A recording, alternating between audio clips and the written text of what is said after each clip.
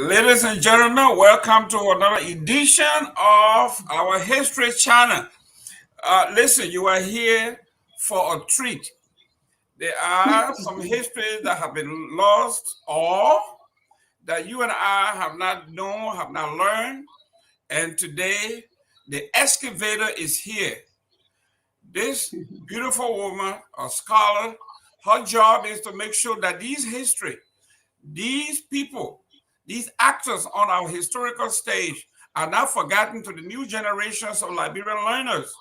And today with me is the presenter, the scholarly lady that will enlighten, entertain, and teach you something new, including myself. I'm a student, I'm in class. Miss Cole's family, welcome. And this is your show. I am only part of it, and I'm here to enjoy it. I'm so excited to learn about this particular individual, who he is, what is his background, what is his contribution to the Liberian society. I know there are lost relatives out there that are willing to hear from you. Please, I'm ready. I'm in class, comfortably seated. Yeah, Jerome. Oh, your sound went out. Can you hear me? Yes. Okay. So we are talking today about Nete Sie Brownell, who is a legend, a political legend, and a lifelong public servant. Um, One of the things we do normally, we go into very old history. The nice thing about this series that we're doing is that we're highlighting people who have, great grandchildren and grandchildren that are still living, as opposed to, people's ancestors that are 6, 7, or 5 generations ago. Um, you know, uh, Councilor Brownell is very recent history, relatively speaking. We're talking about the 20th century now, not the 19th century. So, though he was born in the late 19th century, he came of age in the early 20th century and was popular and very politically active as recently as the 1970s when he headed the commission on the rice riots. So we're going to talk about his life, his legacy. Kind of last week, we talked about the background of Grebo people, the community that birthed people like Council Brownell, who were early educated in the Western sense early on, and many of whom adopted Western names and sometimes blended them with the traditional names. Um, that were, Christian for 1 or 2 generations. All of this is going to be just looking at his legacy. What did he contribute to Liberia? Councilor Brownell, I think, for me, is one of my favorite political figures in Liberian history because he was able to uh, grow ideologically as he started. The more he traveled and understood the world, he grew. He didn't stay in the same place. And this is something that's very rare when studying. Many of his colleagues kind of stayed in one place, but for him, he was a thinker, he was a philosopher, and he was very much open to and receptive to understanding new information. When faced with it, he would contemplate it and weigh it against what he had experienced and determine if it made sense. And if it made sense, that's what he would take on. Um, One of the most, for me, most genuine and sincere, one of the most genuine and sincere people that I've studied recently. Um, Went from being anti-government to pro-government, and then went to being anti-government again, depending on who was in power, because his ideology was what was important, not who was in power. So Councillor Brownell's loyalty was to the republic and what it represented, what it was supposed to be. So when he saw President Barclay doing the correct thing, and when I say Barclay, I mean Edwin Barclay, not his uncle Arthur, but he was around during Edwin Barclay's era. When he saw President Barclay and J.J. Dosen doing what they were supposed to do, he supported them. And when Tubman came, he initially supported Tubman. When Tubman started going in against his ideology, his belief system, he became a strong opposition person to Tubman. So this is a very important person for us to study as Liberian people, especially for young people who are very politicized. They always think everything just started happening, in 2009, or they just don't have a sense of history. So political history. So this is what I would like to share today. Just what I learned. Yeah, that's it. Well, great lesson here. Ladies and gentlemen, do us a favor, share this show on your wall, in your chat rooms. And if you especially know people from the Southeast, from the Maryland County area, this is one of the heroes. It has not always been Tubman. We have people prior to that, simultaneously, that were rooting, that were agitating, that were educating, that were true patriots. And this is one of those folks, Brownell, we are talking about. Please tag your friends, your relatives. If you are from the Maryland County area, Maryland County, Liberia, not Maryland here, but Maryland County, Liberia. Please text this, forward this to your county chat rooms. I know you have different fraternities and sororities from Maryland County. They need to come and hear this. This is their history. Thank you very much, Ms. Cole. Cole, this is awesome. I'm excited. This is new for me. I read about it briefly, but not in detail. So I'm all yours. Go ahead. Yeah. So the first thing is, this is not about Maryland County. This is about a Liberian first. So if you're That's Liberian, correct. tune in. He was in fact born in Maryland. He's global. But one of the messages I really have for my show is that we, as Liberians, all Liberian heroes are a collective heritage. We stand on all of their shoulders collectively.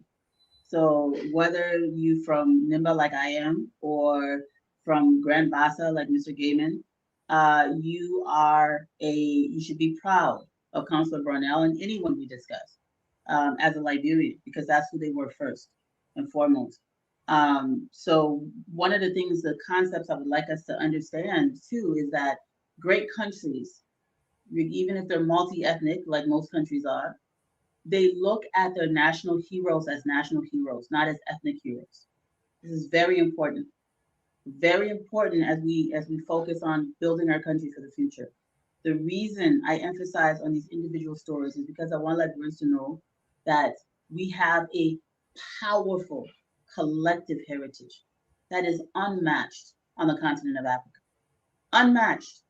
It's amazing for such a small area, in such a small population, to have produced the number of intellectual giants, of thinkers, of philosophers, of innovators, of successful merchants and business people who are doing incredible things generations ago.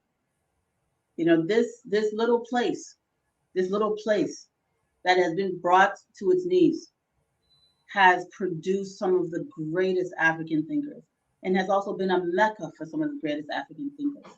So we should be very proud. Councillor Brownell is in that long line of ascendancy from all of these people we have covered, including the presidents and others. And he was born in the year 1894. He passed away in 1979. He was a politician, a jurist, and a statesman. Incredible human being. Well, I mean, Liberia history is so rich that some of us, everybody wants to share in it. And when I'm in Bassa and I hear a brown skin representing us, I feel good. When I was in Mana River, when I hear the framers and those from the Cape Ma area, we know that collectively we have all been, it's not just Monrovia based. So when you hear the Gribble boy coming and doing well, we know he's Liberian overall, but we feel good that our folks from the Southeast say one of us did make a contribution to this great history. Absolutely. So we are glad to have somebody from there. I know wherever they are proud that Liberia was not just built central Monrovia.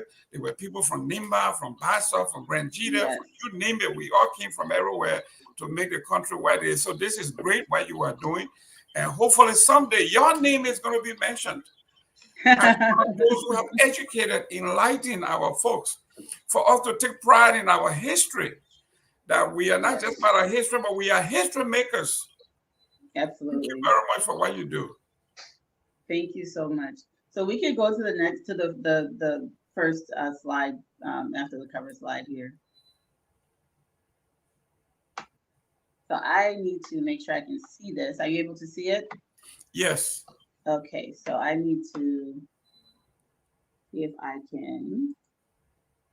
Give me one moment. All right. So Consul Brownell was born in Rocktown in Maryland County. His parents were Grable. He was born around 1894, as I said.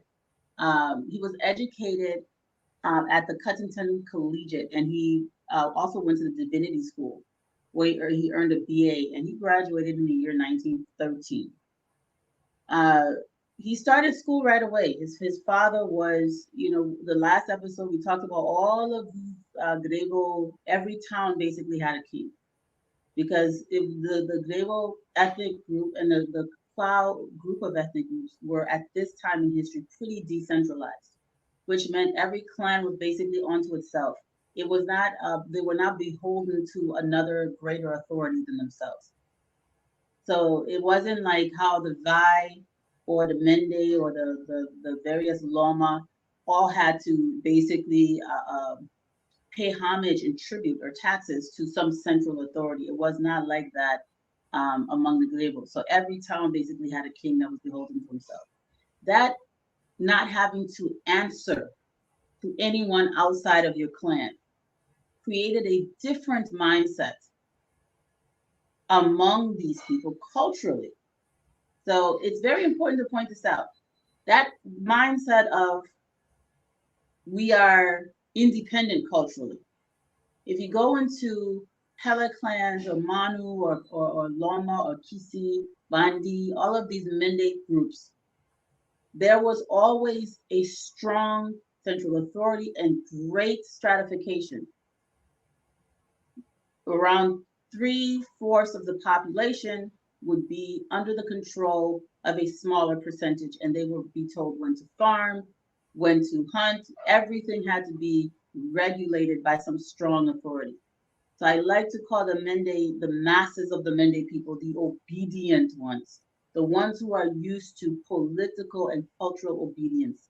This cultural trend is not as present in Southern Ivory Coast, Western Ivory Coast, Eastern Liberia. It just is not. It's not the culture of the people, generally speaking, because of the way that the political history was at this period of time. This creates a situation where you can make arrangements and agreements with one town and the other town, let's say 20 miles away, does not have to adhere to what you said. Where you could go to Suakoko, make an arrangement with Suakoko, and all the Pele clans are now beholden to it. They have to answer to, and they will agree to whatever their big peoples did. This is not the case in this culture. So one of the things I wanted to emphasize, and that's kind of a carryover from last week's class, is that this creates a situation where people can be easily manipulated. And secondly, people are willing to rebel because they don't have the sense of belonging to anything greater than themselves or greater than their little immediate environment. This has caused some political issues over the history of Liberia. And it's not a necessarily a negative thing. It is just a different way of people functioning and understanding statehood. And so Councillor Brownell is born of this very autonomous, you know, king, which is autonomous over just his area. And decided that his son should be educated because they were realizing Grebels for very long had been westernized along the coast because they were traders and used to trade with Europeans for generations. So they realized that there was value in Western education. Uh, so Councillor Brownell is then brought, through this education system. He went to law school. He went to Louis Arthur Grimes, and he was admitted to the Monserrato Bar in 1920. this is very important. He became a counselor to practice law in 1926. I want to point something out to you, Mr. Gaiman, before we go to the next slide. Today, if you graduate from Louis Arthur Grimes Law School and you're born in Maryland County, even if you lived in Monserrato County for 10 or 15 years before even going to law school, even if you were born in Monserrato and your parents are from Maryland, today, if you graduate from law school, they make you go to the so-called county of your origin to pass your first bar before you practice and apprentice for 5 years and then become part of the Supreme Court. This never used to be the case because your county was not as relevant as your place of residence. I'm sorry, your county of birth was not as relevant as your county of residence. I'm going to repeat that. Where you were born was not as relevant as where you lived, where you established residency. This was true with political appointments. This is true with everything in the Constitution is about residency, not place of birth. So because Counselor Brownell, though he was Grable, full-blooded Grable man, born in Maryland County, born in Rocktown, because he had established residency in Monserrato even before attending Arthur Grimes Law School. When he graduated, the correct process was for him to be barred in Monserrato, not to say, go back to Maryland County and you now taking the county bar from Maryland. Right now, if you're from Nimba or your parents were from Nimba or your name is Say, even if you've been out of Nimba for 3 generations, you graduate from Arthur Grimes, well, yeah, tribe. Oh, you got to take the Nimba bar. Oh, you Pella man, go take the Bon County bar. No, I'm Monserrato Pella. Okay, you can take the Monserrato bar. I mean, that's how ridiculous things have deteriorated. We've become so tribal that we don't even the legal system doesn't do things like they used to, the correct way. That's the kind of deterioration that has happened in Liberia. That you are somehow not just a Liberian, but you're stuck or you are, part of this group. We have sectioned one another off to the extreme. And so anyway, by 1926, he becomes an official counselor. Now he's no longer just Attorney Brownell, he becomes Counselor Brownell. Before we go to the next slide, let me hear you. I want to hear this clearly. If I graduated from Arthur Grimes Law School, yes, they would send me to Bassa, where I'm from. Mm-hmm.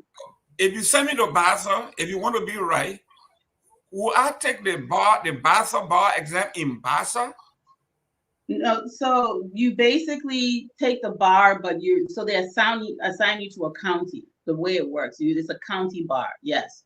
So you would be admitted to the Grand Bassa County Bar. That's how they're doing it now. Oh, okay, but I won't take the bar exam in my Bassa language. No. Okay. No, but they're assigning you to your basically they're assigning you to your county based on your either your place of birth or your tribe, your so-called tribe, as opposed to where you reside, which is the correct way to do it. Wow. And it's the same thing they do even with like the presidential race.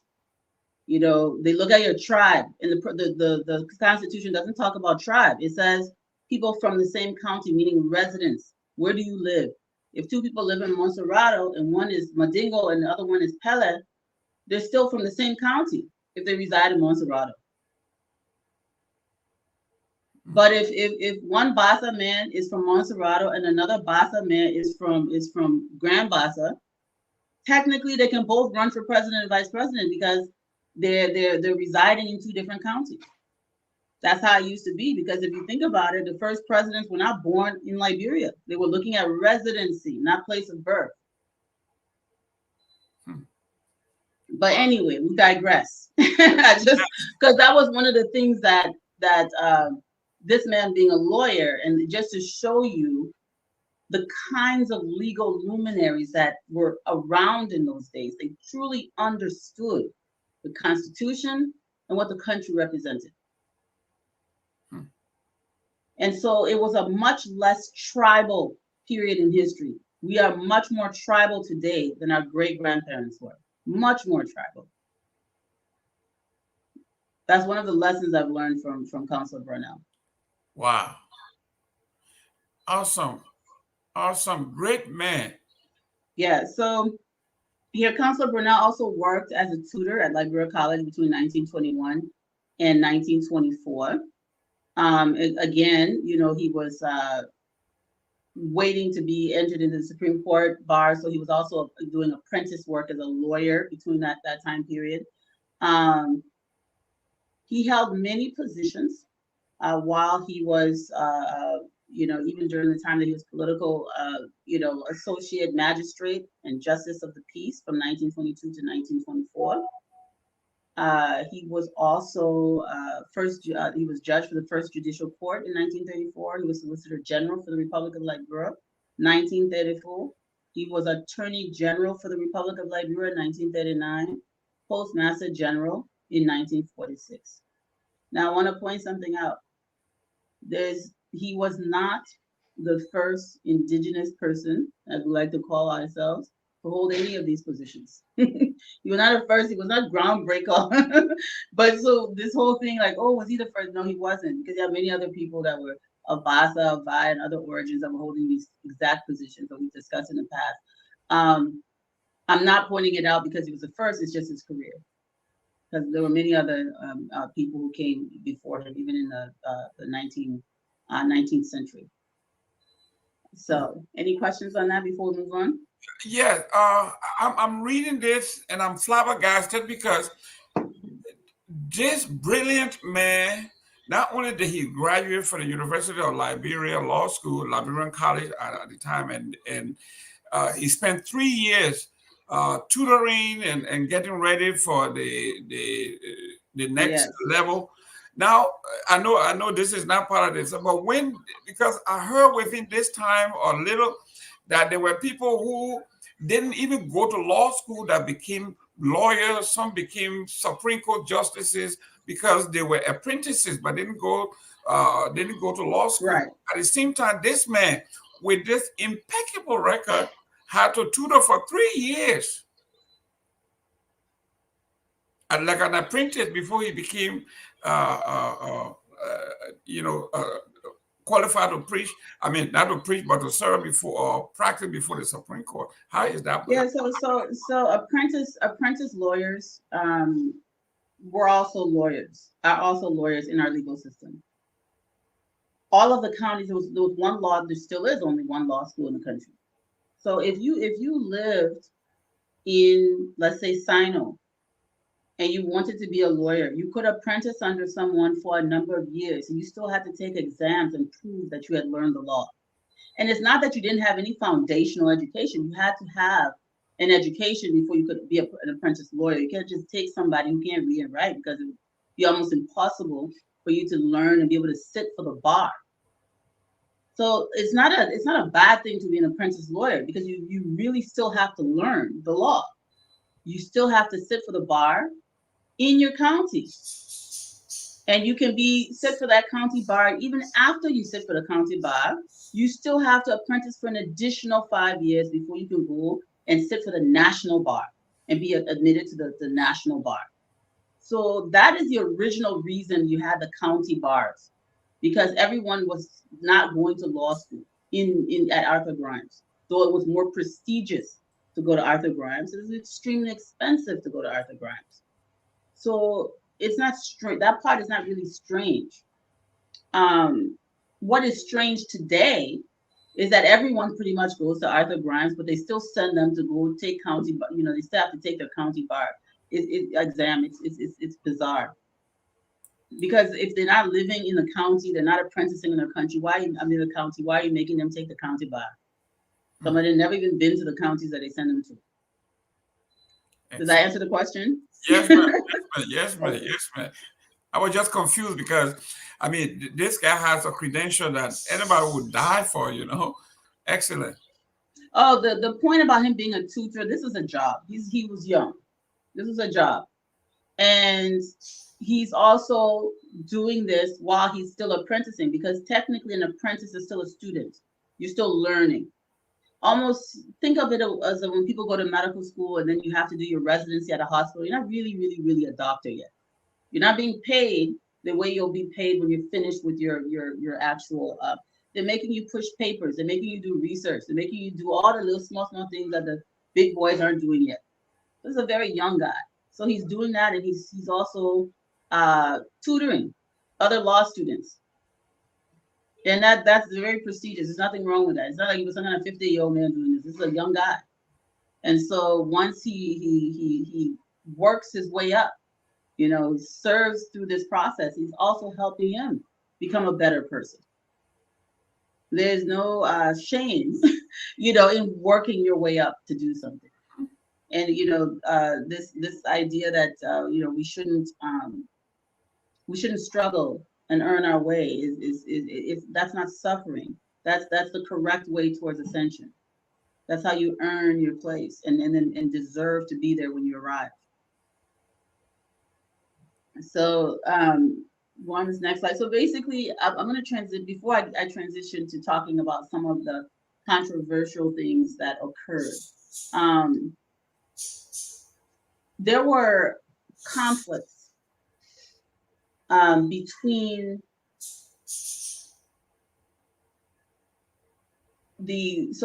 after the partitioning of Africa in the 1880s, this is just before Brownell was born. The French and the British had been struggling to remove Liberia from independent statehood and divide the country between themselves.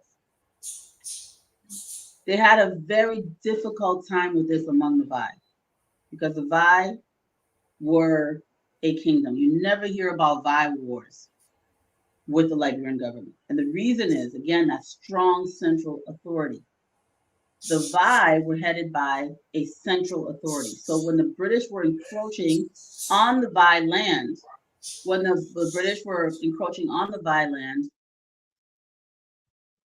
basically the Vai were resisting. They were fighting against the British.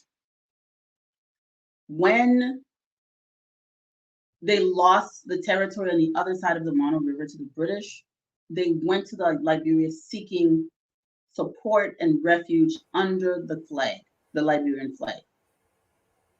On the contrary, or by contrast, I should say, our eastern border with the French territory, it was much easier to divide and conquer because the people were already not united into a strong central authority. So you had clan against clan fights and conflicts. You had some being incited by British saying, hey, we will be better at controlling your territory than the Liberians are. We're more powerful, we're wealthier. You don't need your sovereignty. Come and join us and let's fight against Liberia. So there was a lot of this going on. There were also people who were aggrieved that they were losing their independence to Liberia. The problem is autonomy was not an option. There could be no Grable land or Grable country independent unto itself as an independent state. There were really just two options: become a protectorate, or not protectorate, but a colony of a European country, or become part of the independent Republic of Liberia. Most of the Grable clans that remain in Liberia today chose to be in Liberia. Many of the ones who decided that they wanted to either be under the French or British are in Ivory Coast today. There was a series of bitter conflicts and wars that divided this region. Not just Gabos, but Kru. They call the whole place the Kru Coast. Look at history books, they talk about the Kru Wars. They're talking about all of these people. And this created a situation where you have, even though Deedwo 12 was in Montserrato, Brownell was in Montserrato, you had Marias in Montserrato and Maryland. You had all of these people who were highly educated under the Liberian government. They also had some incentive, some reason to want to fight against Liberia. In 1930, I'm sure hopefully all of you have watched the show about the Fernando Pole crisis, but there was a report on the International Commission of Inquiry into the existence of slavery and forced labor in the Republic of Liberia. We've talked about this thoroughly. Please refer to that episode for the details of this. We don't have time to redo that. So there's a very detailed show about this report. The 1930 League of Nations Commission's report indicated that cabinet officials such as R.A. Sherman and some influential Liberians of indigenous backgrounds, such as former Vice President H.2 Wesley, Deedwo Twed, Nete Sie Brownell, and Professor Francis W. M. Arias, had been vocal in their opposition to the practice of exporting labor. So one of the biggest opportunities for Brownell to become very political as a lawyer was to expose the forced labor scandal. And this was, I believe, very sincere on his part, because it was a horrible situation where people were literally went from being able to decide if they wanted to go work somewhere to you don't have a choice, you have to get on the ship, we've got quotas to meet. So Brownell was one of those who was very vocal. The problem happened when they turned this into an assault or an attack, or they used this, they weaponized the situation against the entire country and created a perception, mostly driven by the Europeans and Americans, to show that Liberia should not govern itself. Mind you, all of these European countries in the League of Nations were practicing forced labor, including the United States of America. You had sharecropping in the US. Firestone was practicing forced labor shortly after this. I mean, so it was hypocrisy on the part of the European nations. You had horrific things happening in the colonies. You had people having their hands chopped off in Belgian Congo, but not working. Talk about forced labor. But all of these people sitting on the League of Nations want to condemn Liberia because Liberia stood as an affront. It stood as an affront to European colonialism. It's okay if Europeans do far worse things to African people, but we're going to use this and we're going to add gasoline to this internal conflict and destabilize the country and take their land and resources. That is where the problem comes in. It wasn't any longer internal advocacy. We're going to fight for the rights in our country, use our legal systems, which is what initially Brownell and all of these people were doing.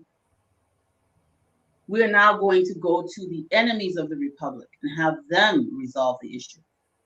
And then the agenda becomes, especially Marias, who was heading this, and later on we find out from US State Department reports that Marias was paid very generously to go to the League of Nations and testify that Liberia should go under the protection of the League of Nations, that the League of Nations should take over Liberia and no longer recognize it as a sovereign state. Little extreme, especially considering the people that he was going to were literally committing genocide at the time this was going on. In Namibia, in Angola, in Rhodesia, which is now Zimbabwe, the same people that he was going to complain were doing horrific things all over Africa. And these are the same people he's telling, hey, come. I mean, right next door in Ivory Coast, forced labor they're using to build Abidjan. People dying, trying to build railroads to support the extractive industry, to support the French extraction of African resources, being done with forced labor. Yet they're going to the same French and saying, oh, the Liberian people, they're beating us, they get frontier forces beating us. I mean, it was just absurd. Not that it's not a legitimate complaint, but the people they're complaining to. You know, it's like, somebody slap you, you go into somebody who's using machine gun and wiping out, thousands of people. It's crazy. So this issue becomes a problem. It becomes a moral issue now for Councillor Brownell, because Councillor Brownell goes to Europe to this League of Nations conference with Marias and others, and he's thinking to himself, well, my man, this thing y'all talking is that loud. Because Marias at one point said how the Liberian government had went and killed thousands of villagers. Never happened. Brownell says, my man, that never happened. Why are you lying on our country? We ain't come here to lie. Mariah said, my man, what people, we're going to get rid of them. You, myself, will run that place. It'll be our country. And Brownell said, no, it will not be our country. They're going to take it from us, and we're going to be slaves to other people in the Ivory Coast. They're not going to let us govern ourselves. What are you doing? So they had this issue.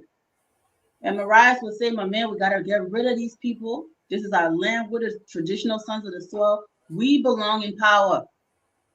And Brownell said, no. No, those people are not different from ourselves. He told Marias, you had to, your father was in Ivory Coast. He had to send you to Liberia to get an education. The reason you're in Europe today is because of Liberia. It's not because of the French. The reason I'm here today is because of Liberia. It's not because of the French. We can read, we can write, we can think. We're lawyers, we have positions. We can sit at the table to discuss issues, not because of the French, but because of Liberia. He tried to convince Marias to not be a traitor against his country. And Marias tried to convince him that that is not his country. You see the conflict. Brownell didn't agree, said it is my country. And that's where the split happened between Marias and Brownell. Brownell got on a ship, went back to Liberia, met with President Barclay and said, Chief, this is what he wrote in the European newspapers. This is the testimony he presented to the League of Nations. As we speak, they're planning to have enough cause to no longer recognize Liberia as a sovereign state and possess and take possession of the territory. For this act that Brownell did, you have a lot of people who call Nete Sie Brownell a traitor. Oh, he wanted government jobs, so he's so out here friends. But if you read the interaction between Brownell and Marias, you can make your own judgment. Because Brownell went back and said, Liberia is my country. And I am who I am today. I can read, I can write, I'm a lawyer. I can be employed. I can be a leader in my country. It's not because of the French. And the reason he was saying this is because in the 1930s, in 1931, 32, 33, how many people, how many Grebo people on the Ivory Coast side of the border were even allowed to northern ABC? They were being forced to work in chains to build French infrastructure in Ivory Coast. And Marias knew this. Brownell knew this.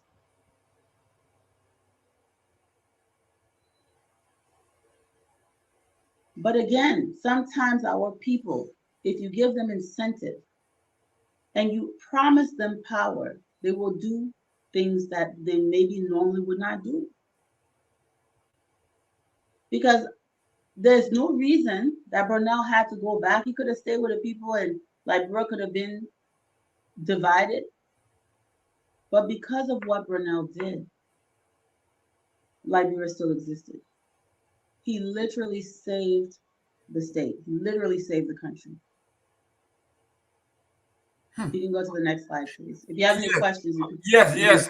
You see, I'm salivating here. Ladies and gentlemen, when you are listening, when you are a student of history and you love this subject, you are compelled, because without history, we are nothing.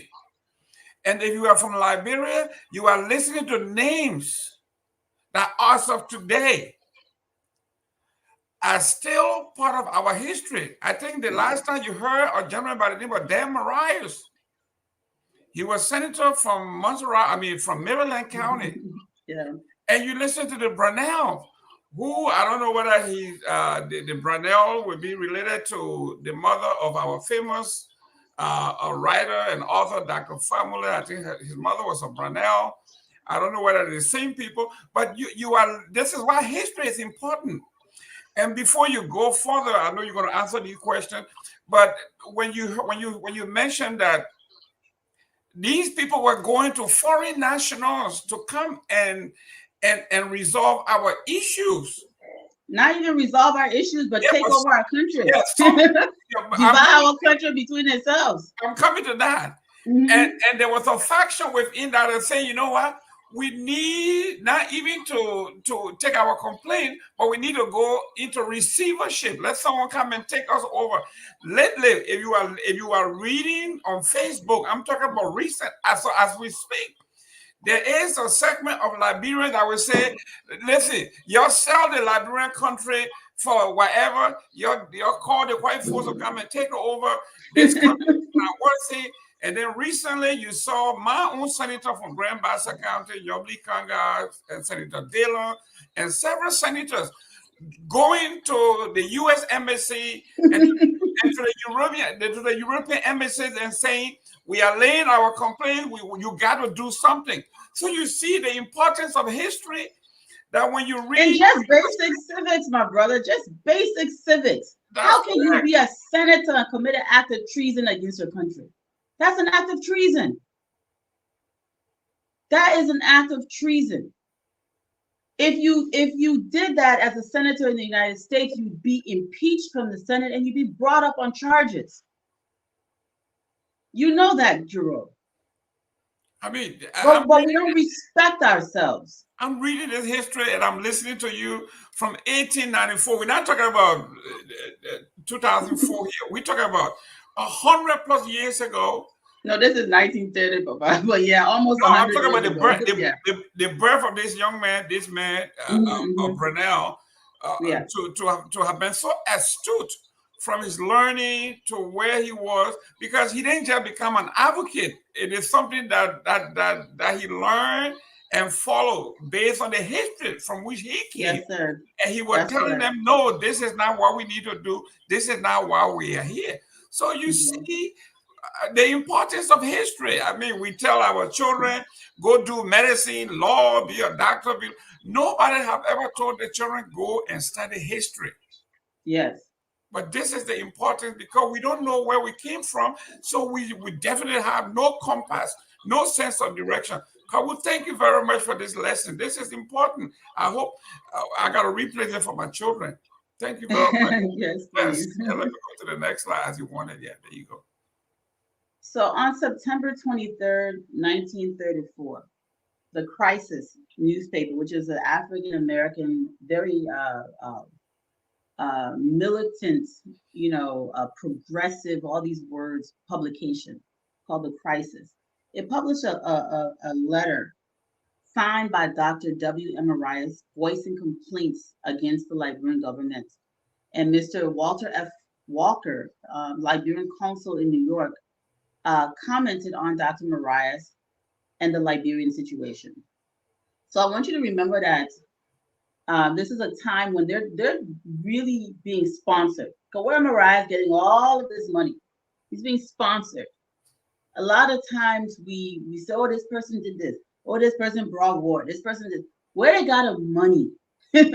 Where do you get the resources to tour the world and defame your country? There's always sponsors backing this. You want to really know what's behind the agenda, look at where the money is coming from to push this kind of thing.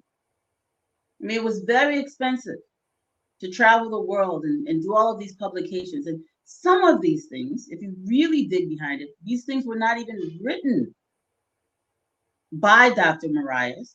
A lot of times they were drafted by the enemies of the Republic and then given to him to sign and bring forward. I was extremely disturbed when I uncovered that, because at least before this, I thought that his efforts were sincere. But to find out that he's being sponsored to do this was one of the most disturbing discoveries that I've made doing this. because I mean, and it's hard for me to be disturbed because I, a lot of crazy and bad things, also a lot of wonderful things happen in history. But someone that I grew up thinking um, was a patriot. I find this out. It was very shocking. So anyway, we can go to the next slide. Yeah, before we go, I'm Mhm. looking at a photograph here. Could you opine on what I'm looking at here? With what is it on the back of these folks? So we have a tradition in Liberia of what they call porters, Porters, and people have been forced or obligated or um, you know forced or obligated to carry what we call kinja. They have different names for it depending on whatever your dialect is, but carry loads. Without getting into the whole history of it, going back hundreds of years, the rice trade, porters were usually enslaved people. Normally, it's people of the lower class.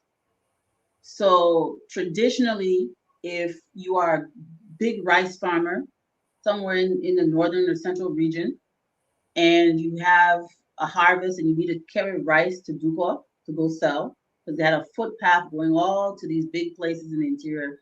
We've talked about this stuff in other episodes. You would get a whole group of porters. That trade, when we talk about like where used to trade rice, trade pepper, trade gold, ivory, it wasn't done by train, it wasn't done by plane, it wasn't done by automobile or buses or pickup truck. It was done on the backs of human beings.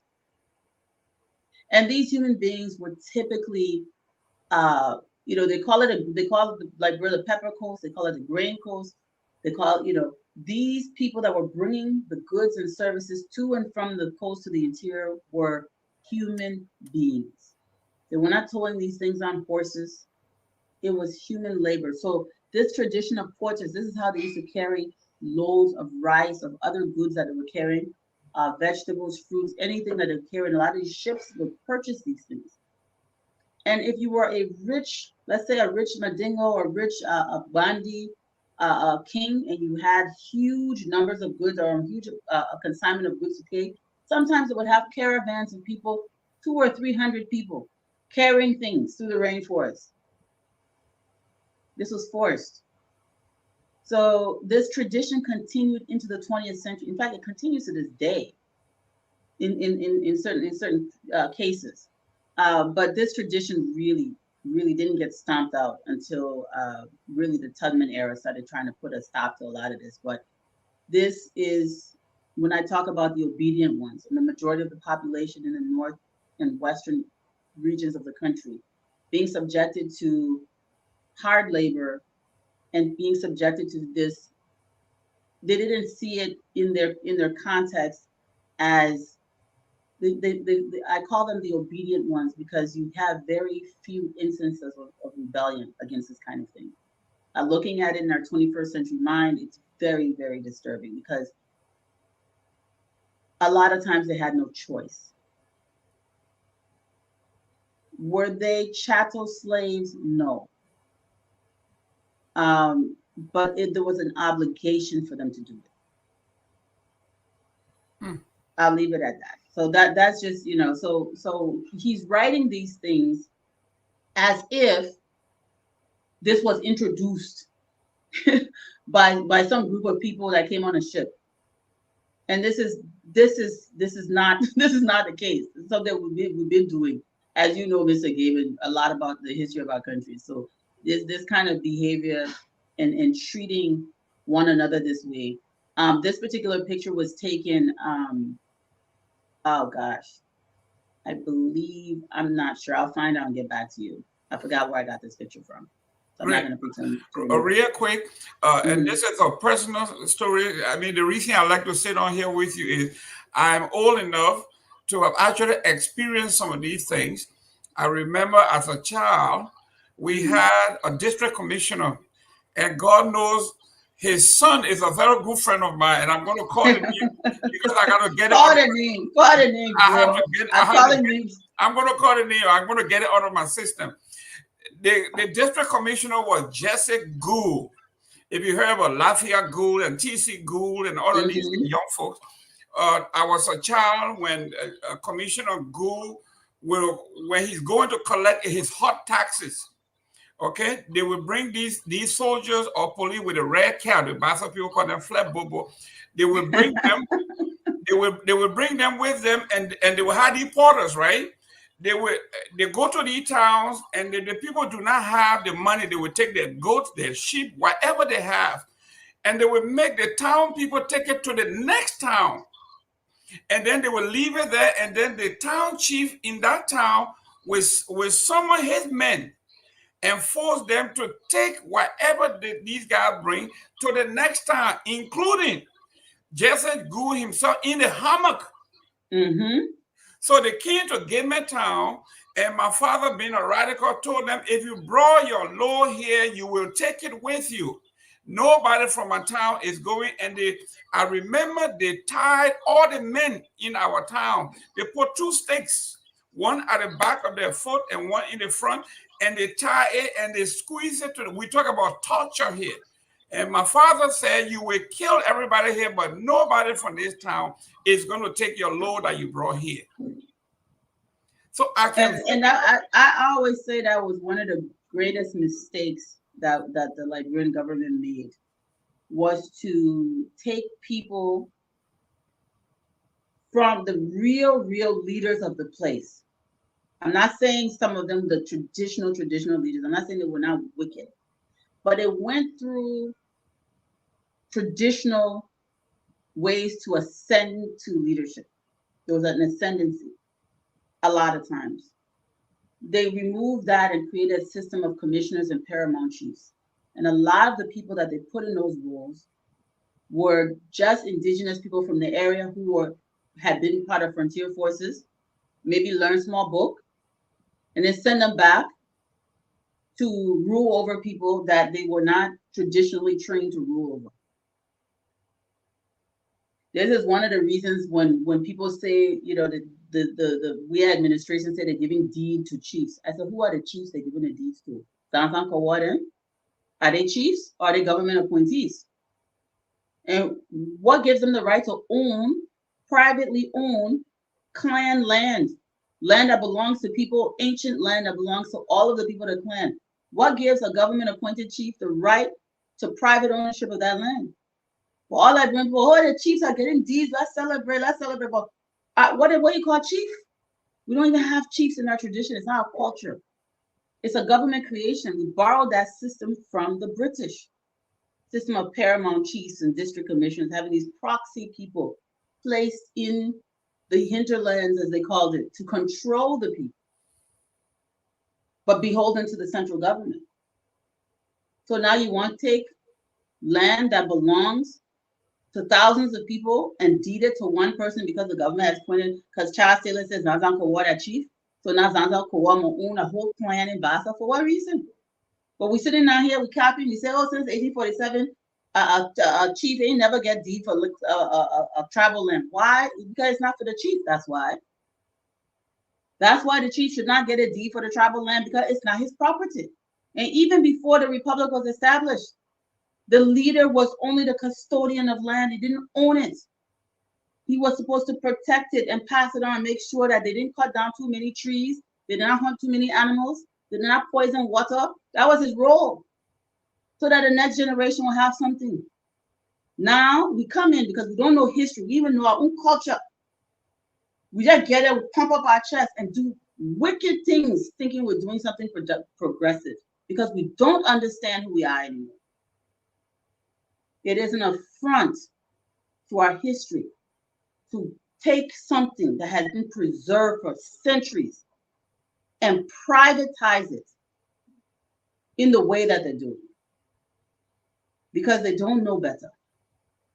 And this is why you don't send people to big places that have not earned their way there, that don't understand what they're supposed to do when they get there, don't understand what's necessary to make relevant decisions. Before you go to the next slide, I want to let Lafia Good know. I know we were not supposed to wash our dirty clothes in the street, but Lafia, the history is so important that I finally told the truth. They You fight. have to tell the truth. And it's not just him, right? It's not just him. I mean, you had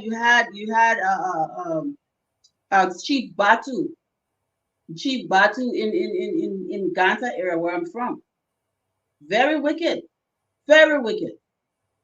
You understand? You had all of these people, and they what they used to say in the language of those days, they hewed down the big trees of the forest, which means they got rid of the traditional leaders to make way. So now they're crowned king, and some of them were abusers. Not all of them, but some of them were abusers. So thanks for sharing that, but I just wanted to give the greater context. Yes, it's a personal story that what you are talking about is not ancient. We're not talking about Yeah. 500 years ago. We are talking about I'm 62 years old, and I'm telling you that I have lived part of the history you are talking about, and to some degree, like you said, it is happening in some part of part of Liberia as Yeah, we when speak. they're ready, they just go and they lie. Oh, the government say you must pay this amount of tax. When you get it, give me all your goats, give me your sheep. They just stealing from the people in the name of her tax. It happened a lot. Forcing people to tour them, doing all kinds of things. Then they say that the government sent us. And even if we are to believe that the government sent you, let's specifically talk about Basa, since you're here. Even if we want to believe that the government sent these commissioners and told them to abuse people and do all these things, that false. All the soldiers are native boys. The commissioners, what is going on in our minds? Nobody else is there. Why are you tying people and beating them and torturing them? We saw it during the war. Why do people behave this way to one another?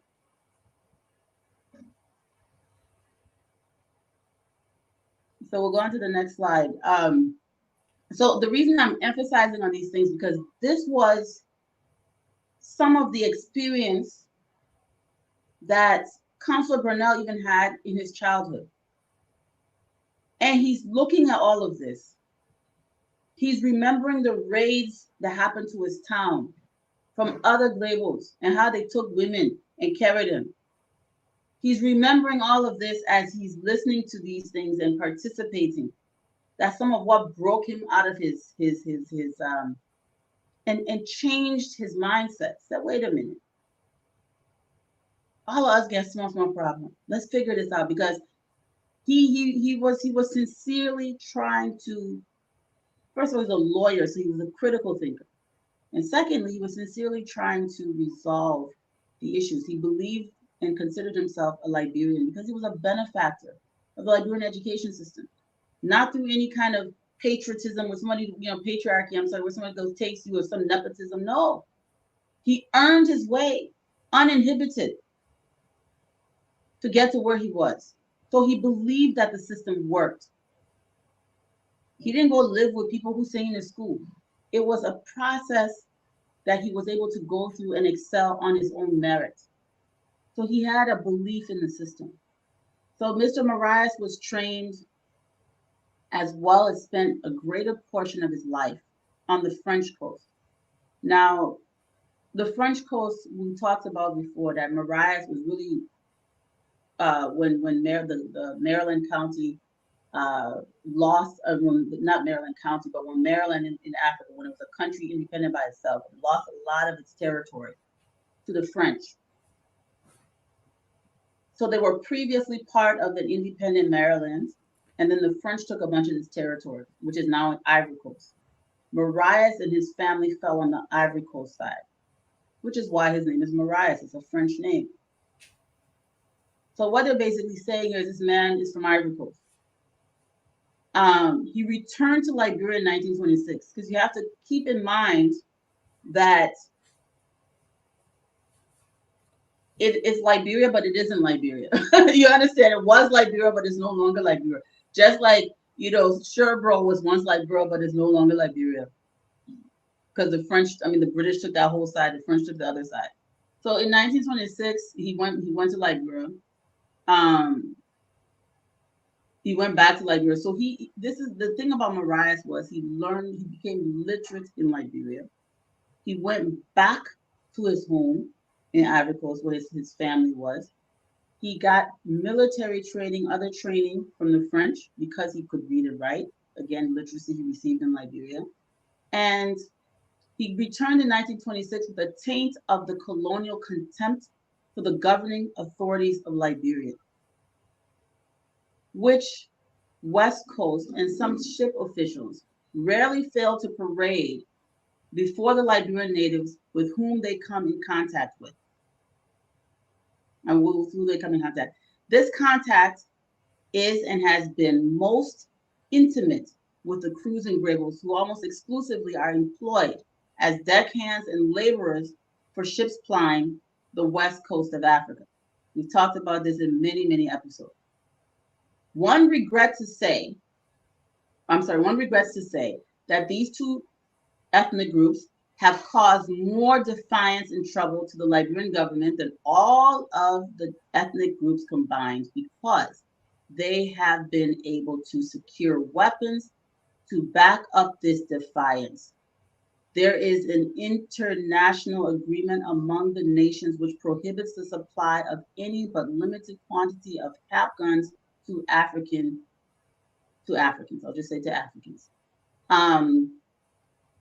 And the agreement seems to be rigidly effective in every case except when it comes to certain groups of Liberians.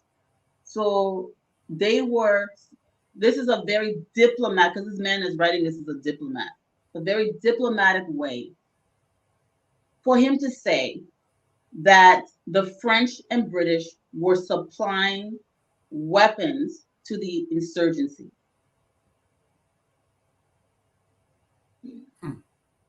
They always do this. Even our recent civil war, we did not have the material resources to procure the weapons that were used to destroy our country. We did not have, we as Liberians did not possess the material wealth to procure the weapons that were used to destroy our country. They were gifted to us by people who wanted to see us do what we did.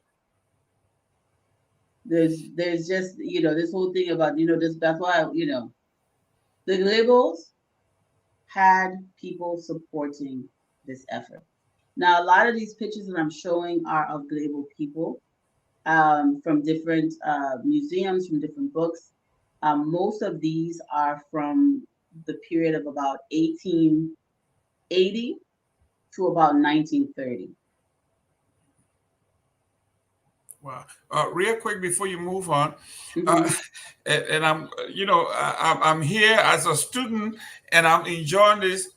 The importance of history, and I'm going to go into politics here, recent politics, and hopefully those of you who are there, this has nothing to do with partisanship, but this is just an enlightened period in our time where Ms. Famule is here and sharing with us our history.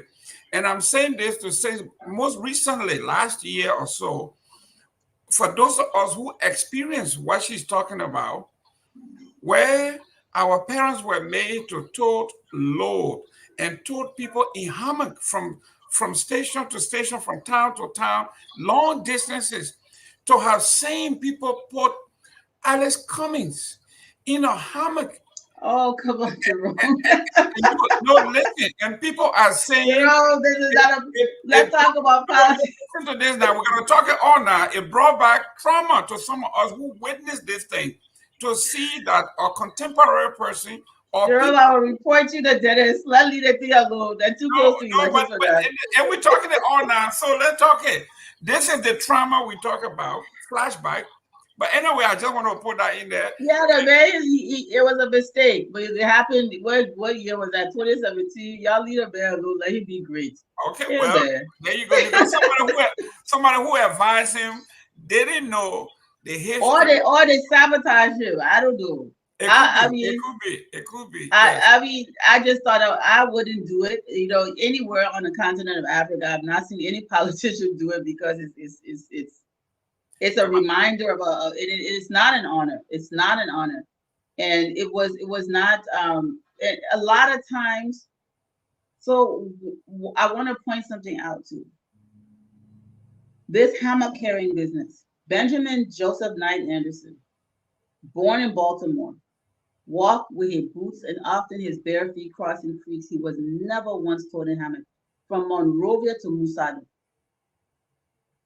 he walked and he kept a journal of his trip. He didn't ever once say, "Oh, that made it." People told me in hammock. They were all carrying the things because Anderson was a trained soldier. It was an honor for people to walk. Even our real traditional kings, when they would come, except where they were old and sick. But if you were really a general, a king, a powerful man, your strength was to be able to march with your men ahead of them in advance with a group. This is part of the culture, show strength. It is not to be carried. It is a sign of weakness, of that the people pity you, that you can no longer carry yourself. We're not Ghana or some of those other cultures that had taken European concepts and internalized them. Because if you even read the Arabic text about ancient Mali Empire, those kings walked, they marched with the generals, they rode horses with the generals. This towing people business is not an honor. So all the pictures that you see of people being told in Liberia, it's mostly missionaries or our traditional chiefs trying to behave like missionaries. You see Tubman when he was older, getting carried from the boat to the beach in Buchanan because there was no dock at the time. But other than that, it's not normal for us to do. You can't show me a picture of Evan Barkley or Arthur Barkley or J.J. Roberts. They were photographed. You don't see them in hammocks. You don't see it. You see them marching, sign of strength. The people don't carry us, we carry them, kind of leadership. We have changed as a society. But it has never been any mystery to the Liberian government how high-powered rifles and implements of modern warfare have found their way so freely into the hands of the cruising rebels. The government has disarmed them of these rifles on many occasions, but in a short while, two guns seem to spring up where one grew before. So basically, the weapons have doubled. I mean, this diplomatic language is annoying. That's right. And the government was compelled to repeat the process. In 1918, the government took over 2,000 of such rifles from belligerent crews. So you're disarming people. Over 2,000 weapons. And the sorrowful part about this is most of the victims of these weapons are Grebo and Kru villagers. When you want to depopulate people so you can take over their territory, you give them weapons. And more often than not, those weapons are turned over on women and children and innocent people that have no part to play in warfare.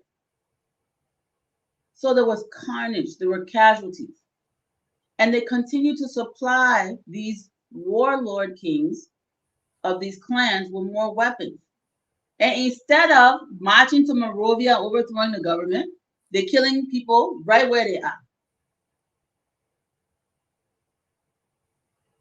Everything is being confined in this area. So the people suffered tremendously. It was horrible. And when you read the accounts, it is reminiscent of our Civil War. Going into towns, killing people mercilessly without discrimination. It doesn't matter if it's a child, it doesn't matter if it's a woman. That kind of behavior is what these people were experiencing. Mind you, he's talking about 1918. So this is the kind of thing that Councillor Brownell grew up seeing. This is the kind of thing that Councillor Brownell grew up seeing. Next slide, please. The statements of Mr. Marias are of the essence of the inspired propaganda and the subtle thrusts that have been directed against Liberia for many years, but which reached a high peak of intensity in recent times. Outside efforts have been purposely centered on creating a cleavage in the people of Liberia to establish the recognition of a difference in the interests, the aims, purposes, and destiny of the natives of Liberia as being distinct from the descendants of settlers from America. Harrowing pictures of oppression have been drawn. Urgent appeals calling heavily upon the emotions have gone out, mainly from European sources, to save the native population from exploitation and to see to it that the slaughter and maltreatment of 2 million natives by the corrupt and inefficient oligarchy of Monrovia, in quotes, is stopped. Such cries have even gone up from the lips of Negro writers in America. So this is a very effective propaganda campaign. They did not even have, the population was not even 2 million. But they have made it seem Liberia that broke, the frontier forces barely had the military to even contain what was happening. It had to call upon the Americans to help at eventually. Because when the Americans realized that the British were doing this, I mean, there were hot appeals going up. The only reason that I believe, I'm not quoting anyone here, this is my own analysis. I always have to point that out when I'm speaking my own mind. I believe the Americans intervened because of their financial interests. Especially at this point, it was really about, hey, we want to turn this place into a big rubber plantation. We can't be having the British and French coming here fighting a proxy war with natives. So we have to support, and we'll fight our proxy war through the Liberian government. That's how the US warships come. And then the British and the French are like, oh man, these stupid Yankees are coming now, messing up the whole show. Any questions on that before I go into the next one? I'm in class. I'm enjoying this. Ladies and gentlemen, you are in for a treat. I'm following the comments here. I'm reading, and we want to welcome those of you who follow her religiously. River says Pro, David Julu, Felokli, you name it. Ladies and gentlemen, thank you very much for this class. I know someone said most of what you are talking about, they heard it faintly, but now they've seen it in writing and historical facts. This is it. You know, most of the things you were saying, and I knew our conflict, tribal wars, people putting minor against guild against crime against Basa. It is not anything new. And you're saying, oh, how come these people are doing it? It has always come from within. You got the Mariases of the world going and because of the way they dress and the food they eat, they find themselves to be you know, so they took side. They wanted to be French, the bourgeois. They want to eat they want to drink their Dom Perignon and eat the caviar. So, at one point, they would prefer that lifestyle over Liberians struggling. And thank God for people like Brownell, who is saying, listen, this is the wrong way to do it. We either do it the right way from scratch and do it our way, than to just go out there and sell out to the French. So Yeah, you one voice, one powerful voice. It would have been an easy thing to say, you know what, let's just become French and dress nicely and eat the best food, and we have the power. We can go and it would this place become a French colony. We would be our own princes and kings and all of that. And this guy said exactly. no. So, Cole, I mean, this is awesome. Thank you very much for this lesson. You're That welcome. there were people that were been fighting this battle from the time in memoriam, and some of you could stand up and still fight this. Yep. You So we'll go on. This is an old trick practiced by dominant powers to break down racial solidarity and political understanding, and to have a people commit national harikari, which is basically treason. Um, it is the advanced attack in a policy of peaceful penetration. I'm going to read that again. It is the advanced attack in a policy of peaceful penetration in quotations, meaning that they're pretending that they're not the ones doing it. You hide your hand, you give guns to people, and you incite them to do what you cannot openly do by promising them or whatever it is, right? So this is being written in the 1930s. It was an orchestra. So listen, I'm going to pause for a second. If our progressives were true students of history in the 1970s, they were not going to fall for the same doke that our people fell for. Some of our people fell for in the 1930s, the 1880s, and so on. The reason our history is buried is because it gives us the blueprint on how we should conduct ourselves when faced with the same kind of problems. But if you don't know your past, anybody can kind of fool you.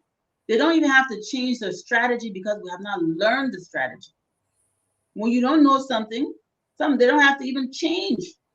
They keep doing the same thing because it works. It's effective. There's always some group of people willing to betray themselves. It's happening today, as you pointed out earlier, because they don't even understand what they're doing. But one thing that has never happened is to see sitting senators of a sovereign country, even Liberia. We like to laugh at the past. You never saw sitting senators doing this.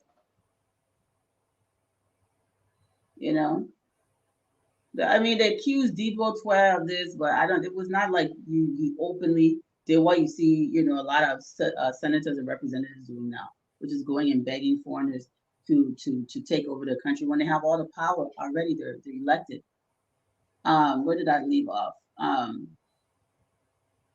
Peaceful penetration. Okay. It was the orchestral accompaniment of American slavery to prevent uprisings among the slaves.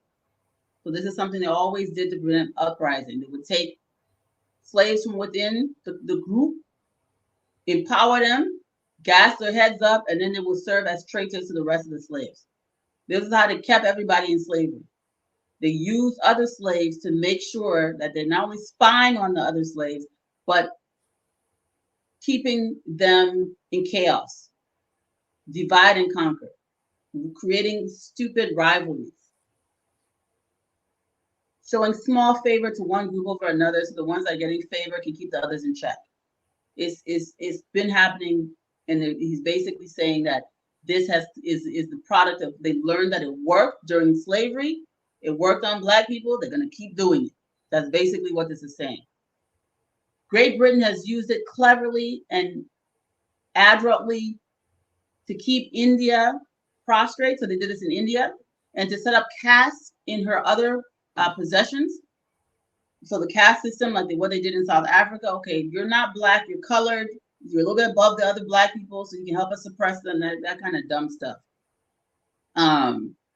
Even it gets pretty bad. Let's see. I keep losing my space because I can't see this other slide. It's so small. Possessions, okay, that make colonial rule easy.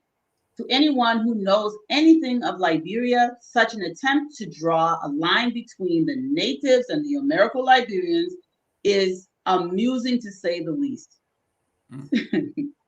It's not amusing. We in 2023 and we using it as a mantra for politics. For God's sakes, we can't learn. This man in the 1930s is laughing about it in his writing. It's amusing to say the least, seeing that the strains are so mixed that one can hardly tell the tell Tweedledee from Tweedledum. So basically, people were looking like Jerome Gaiman that were Bassa, and you could barely tell. You say he's trying to be funny, calling it Tweedledee from Tweedledum. He basically, once Liberians go to school, you can't tell Tweedledee from Tweedledum. And there's probably not a single family that is free from this intermarriage. And this is in the 1930s. He's saying there's not a single family that is free from intermarriage with so-called indigenous people. So he's saying it's funny, it's laughable. This Native Congo or Native Americo-Liberian divide is a joke because everybody is intermarried. This is in 1930, you guys. Now, we're talking about the educated class, the people who are running the country. He's saying that they're basically all, everybody's mixed up. Does that mean if you were in Bogandjida that you have Congo blood? No, it means that most of the country was far bigger than the controlled portion of the republic.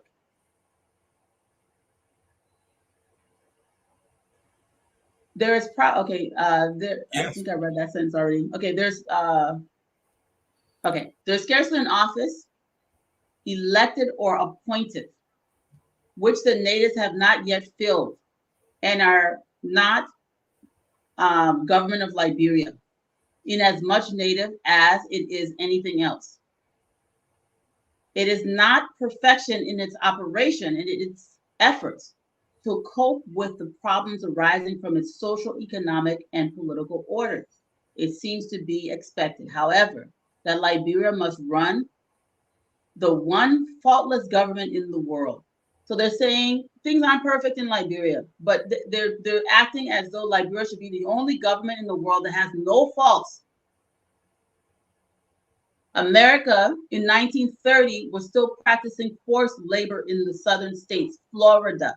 People picking oranges and supplying oranges to the country and not being paid. Sharecropping is what they called it, which was essentially imprisonment labor. Families are being put in debt and forced to work for free. This is the kind of thing that was happening. The countries that are expecting Liberia to run the only faultless government in the world. They were lynching people in the United States. But Liberia should be perfect. All of the colonized places, indigenous people are barely going to school. They're being forced into labor. They're being forced to build cities, to build infrastructure with no compensation. Their land rights have been taken away. They're being put into townships, removed from the places that they were born and raised and their ancestors lived. But Liberia, which did not do any of this, is being judged under this fictitious nonsense. And this is where this whole idea of they took the people land. Where they took the people land? I'm going to read the sentence again. Mm-hmm. It seems to be expected, however, that Liberia must run the one faultless government in the world. This smacks of undue and suspicious concern. Suspicious, disingenuous, fake concern. When the backyards of those powers who are so solicitous for the natives of Liberia are examined. Everything you just said. They're condemning Liberia for exaggerated things that they have exacerbated themselves, for doing things that are for crimes that are a fraction of the crimes that they've committed right next door in Ivory Coast. The reason Marias was even in Liberia at all is because of the abuses that were happening in Ivory Coast. You see the hypocrisy.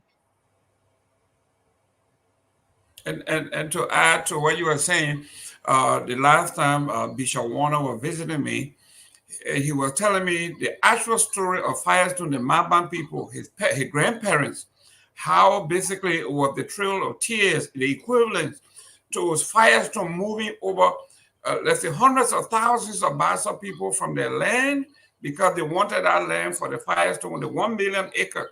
They moved the Bassa people, forced them out of there, and they wound up, he said, somewhere near Kokoya, where he was lucky enough to have run into the United Methodist Church, where he was basically rescued. And it all of wasn't. them, It wasn't hundreds of thousands of Bassa people, but it was probably around 3,000 people roughly, according to Firestone. But they're probably underestimating too. But Firestone, a corporation backed by the U.S. government, did this. and It had never happened before. Right, and it was okay for them. That's correct. It was in their interest that they did that. Wow. And it's one of these things that we don't talk about. That should be taught, but they don't want, this is what happens when your education curriculum is designed by the people who don't want you to know any better. The Liberian government is not free from administrative error, malfeasance, or of officials and corrupt practices. It's not free of this. These human perversities, however, are not prime requisites and essential qualifications for office holding in Liberia, as those so loudly insist upon being allowed to clean up conditions would make it appear is the case. The Liberian government and people are conscious of their limitations. They know, sorry, I'm having a hard time seeing, that's why I'm leaning forward. They know certain help is desirable and necessary, but they do not see that there, can you see the rest of that room is blurred? Yeah, that there must be established. Yeah. Okay. Let me try to make it a little bit bigger. Okay. That there must be established this complete condition of corruption which certain forces have endeavored to do in order to secure the unselfish and genuine helpfulness they have all along sought. And basically, it's just saying Liberians were faced with challenges, understandably. There were economic embargoes against the country, crippling it economically. You've always had in every government people who are not always doing the right things, but they've always tried to secure, help. But instead, people kept throwing gasoline on the fire. But this breakdown of the situation is very important to understand why this isn't Counselor Brownell writing this, but it basically breaks down what Counselor Brownell understood and why he decided to defend the Republic of Liberia. After initially being part of the people that were being used against the country, the educated class that were being used against the country, he broke away from them and decided to defend the country instead. This is a sketch of some gravels that was done on a metal plate. I think it is amazing, the detail, and it's showing, what they were wearing. The knot that we used to, the pole as we call it, and sailors like to wear these things around their neck, these little scarves and all the trinkets when you go on a ship and work and come home, big men. So these men that they drew here were actual people, and this was sketched around 1880. I just wanted to share that picture. Mm. You can go to the next one. My throat getting dry and I'm having trouble seeing the ones that have the photos on them are harder to see. Can you see that for me? Can you read that for me? Yes. If you can see it, are you able to see it clearly? Yes. Okay. It says, I moved to this lengthy statement not so much as a desire of answering Mr. Marias as I am of emphasizing the fact that such sentiments as he expresses go much further than a plea for sympathetic action in behalf of distressed natives. This is correct. I mean, quotation, distressed native, end Yeah. quotation. The murder cry of Mr. Marias, oh Lord, will that civilization and Christendom, the good people in Europe and America, come hastily, immediately, quickly, and speedily to the deliverance of the natives of this country from under the yoke of imperialist government of Liberia. Can you imagine? Let's Yes. pause right there. I mean, Jerome, this is the man who, I mean, and I was mentored by progressives, okay? You know, and I was mentored. This is the man that we're holding up to be some kind of freedom fight. This is a flat out, this is ridiculous. If we're to be honest, it's ridiculous. If we're to tell the truth. I'm a mono woman, I'm proudly a mono woman, right? But for God's sakes, I'm a Black person first. How come this is outrageous? This is outrageous. You know, I mean, complete. And if it was true, of course, then we say this is a hero. How you just lie like that? And how you be real? I mean, these praises of, you know, the good people of Christendom and Europe and the civilization. What is he talking? I even think Marias wrote this. That's why I said, you know, a lot of these things were drafted by propagandists, and he signed his name on this stuff. Yeah, but even further, it says here, this might have just as well have been written by the hand of the high British official who so recently stated that, quotation begins, it would be a dereliction of duty to civilization if the misgovernment of Liberia, of the native tribe by Liberia, were to be allowed to continue, end of quotation. So identical are the sentiments and their implication in his voice, and he writes it. This is Mariah saying this, and these folks are saying this man must be crazy. Yeah. So Mariah is writing what this racist, anti-African demon is saying about our people. Then he is signing off on the same words. Then our generations later in the 70s, you got progressives calling this man a hero. For what? For what? My 18-year-old son laughed at this when he read it. He said, how dumb. My 18-year-old son read this and said, how dumb. How unfortunately dumb is this? It would be a dereliction of duty to civilization if the misgovernment of the native tribes by Liberia were to be allowed to continue. Can you So basically saying that these native people should not be, Black people should not self-govern essentially. And we need to take these people and we should be abusing them. They should be our slaves. How dare Africans say they want to govern themselves? That's essentially what this is.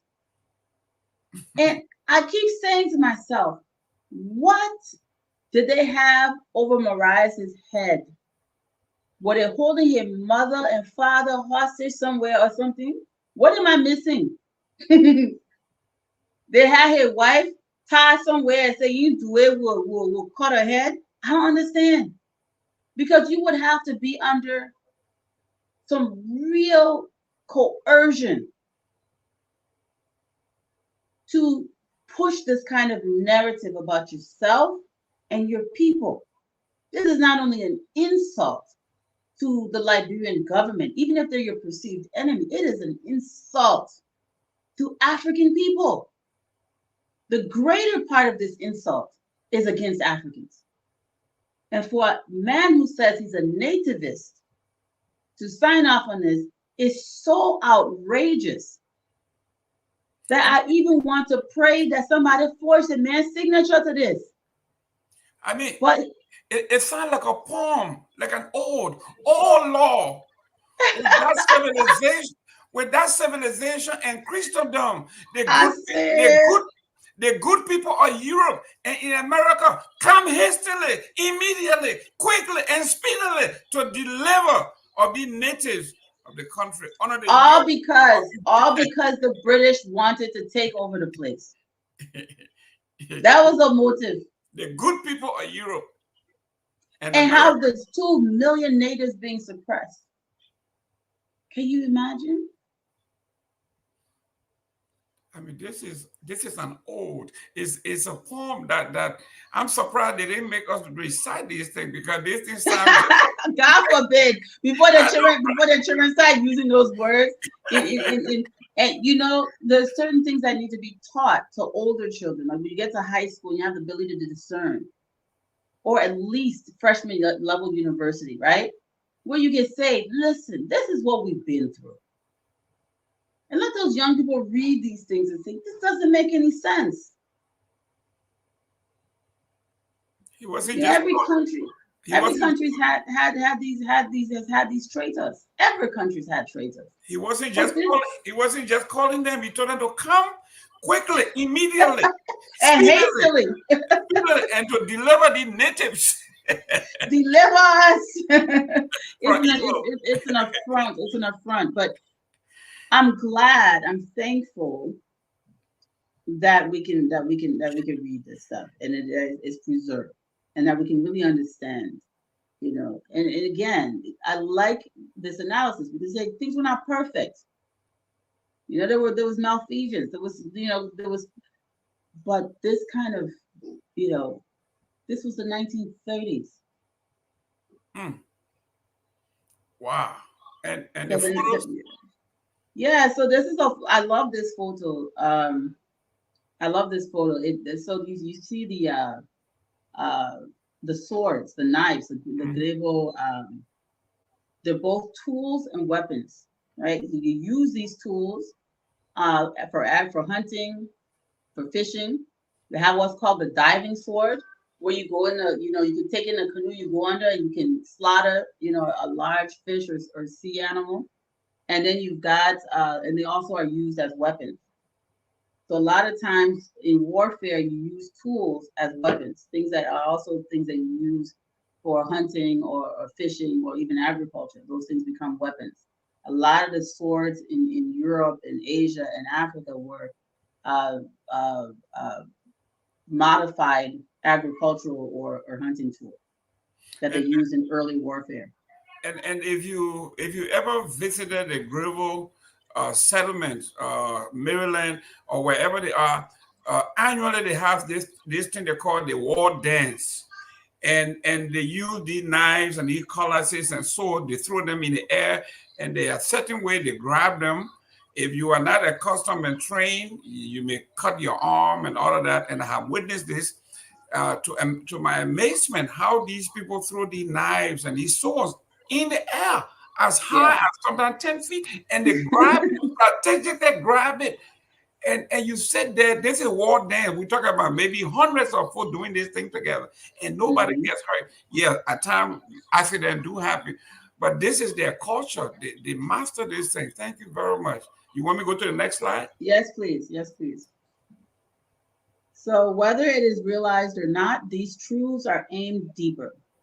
They are directed with deadly accuracy at the very heart of a sovereign and independent, I'm going to use the word black, it says Negro black state, or African state.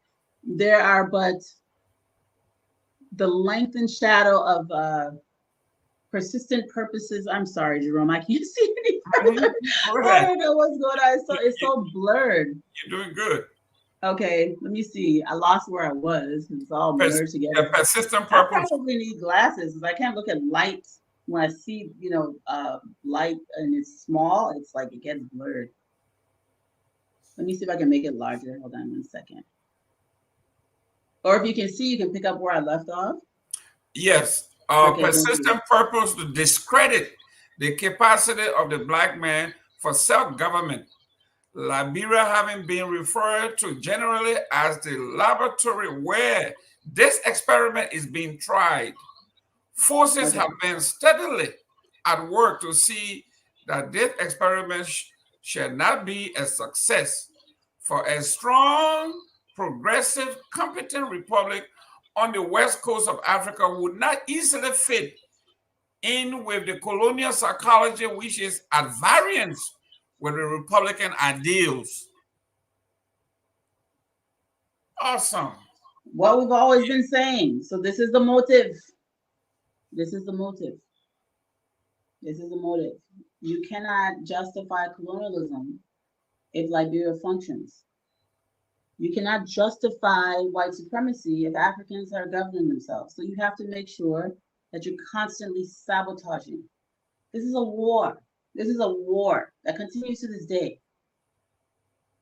The world's resources are skewed in the sense of who's benefiting from them. It's not an accident of history. It was intentional. Place where the resources are taken from is kept in chaos so that those who are extracting it can benefit. And we buy right into it and help support this global system of extraction by continuously fighting one another, by worrying about really, really trivial things and not our survival. We neglect our collective survival and join the ranks of our enemies and bear arms against ourselves. It makes no sense. Why are we doing this? Psychological warfare, all kinds of things are happening simultaneously. Miseducation, confusion. It's not an accident. They planned this. It's being executed. And history shows the plan and the execution. History erases our confusion. This photo is beautiful. Yeah, I mean, this one where it referred to us as we are an experiment, and first of its kind to be tried and steadily undermined to not succeed because it will not fit the ideals of the Republican ideal, which is profit. And this has been the case from the moment those men from Sino, Bassa, and Monserrato, those 3 counties and their leaders said, we are free. July 26, 1847, Liberia had 3 counties, Sino, Monserrato, Bassa. Liberians don't know that. They think that all the counties were part of the new. Kema were not there. Maryland were not there. River says all these little places are not there. It was Sino, Monserrato, and Bassa got up and said, we are free, we're sovereign. From that moment to this day, from that moment to this day, this has been happening. It is documented repeatedly. Why do we think all of a sudden that today, all of a sudden, the international community is here to help us? And all those generations face the same thing. We're the only ones who don't face it. That all history. All of a sudden, oh yeah, you're right. During the 1980, the war, yeah. But today, everything's fine. Today we're okay. Does it make sense? Wow.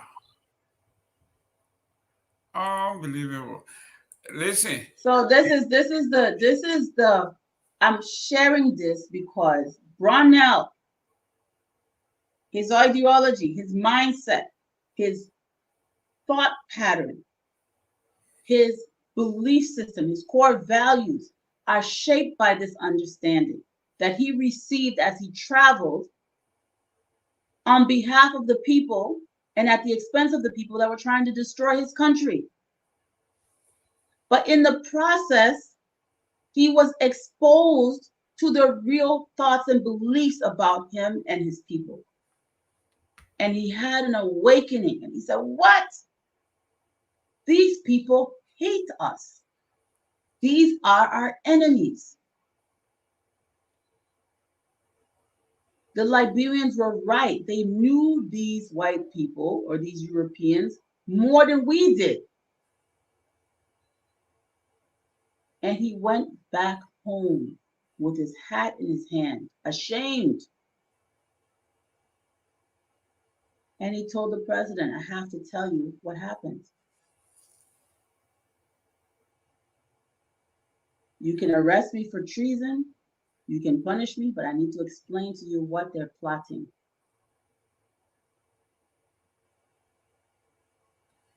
And the And photo? this is the photo. Wow. This is one of the Grego. So we talk about the small, and the unfortunate thing is the photographer did not give us this man's name. I just love him. First of all, he's an older man, so he's probably around, and this picture was taken right around 1900. So he looks like maybe 80 years old.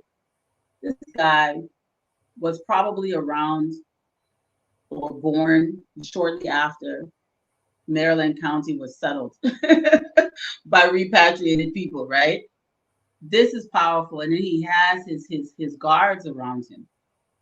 Some of them have rifles, some of them have these beautiful swords. I just like the dignity in his face and the strength. But the sad thing here is, even these men with the knives in their mouths, most of these people are killing other Grego people. They're not fighting the British. They're not fighting the Americans. They're fighting other clans that are pro-Liberia. And that's the other thing that they erase from history, is that the so-called crew wars were really between clans that were pro-Liberia and anti-Liberia. Because again, there was no strong central authority where one man said, hey, you're taking this side. It was everybody was onto themselves. So it was a lot of you can see, there's the other thing that I noticed by looking at these old photos of these warriors, the wigs that they wore when they're fighting, right? You see the man that's standing with the white bow tied around his waist, right? He got a wig on. He made some kind of thatched wig. We saw that during the Civil War. To make yourself look frightening, to make yourself look abnormal, to make yourself, look frightening to your victims. You have the drummers that beat the drum. When you enter in the town, the warriors are entering, you come with the to strike fear in the hearts and souls of people. That they hear the warriors coming from the drum beat.